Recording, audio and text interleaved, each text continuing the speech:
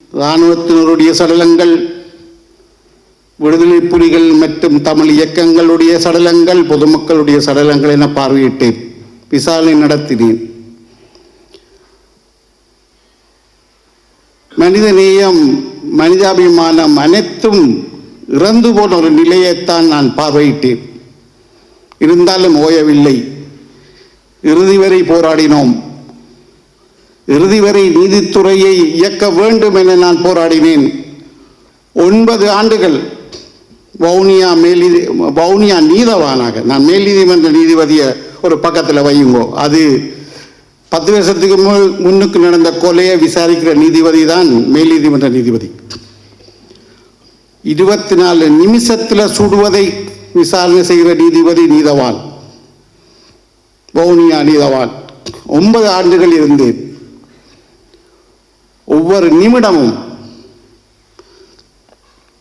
நான் வீதியில், பண்டாரிக்குளம் குருமங்காடு வீதியில் வந்து கொண்டிருந்த போது துப்பாக்கி பிரயோகம் கேட்கின்றது. உடனடியாக என்னுடைய வாகனம் துப்பாக்கி பிரயோகம் கேட்ட இடத்தை நோக்கி போனேன். அங்கே ஒருவருடைய உடல் சாகவில்லை, கால் துடித்துக் கொண்டிருக்கின்றது. தலை, மனைவியின் மடியில் தலை இருக்கின்றது. ஆஸ்பத்திரிக்கு கொண்டு போவதற்கு எவரும் வரவில்லை. அச்சம். உடனடியாக ஆம்புலன்ஸை அழைத்து நான் ஆளை அனுப்பினேன். அவர் பின்னர் இறந்து விட்டார்.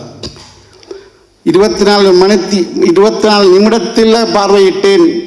அதே போன்று செம்மணி புதைகுழியில் எலும்பு கூடுகளையும் பார்வையிட்டு விசாரணை நடத்தினேன். காலத்தின் சோதனை.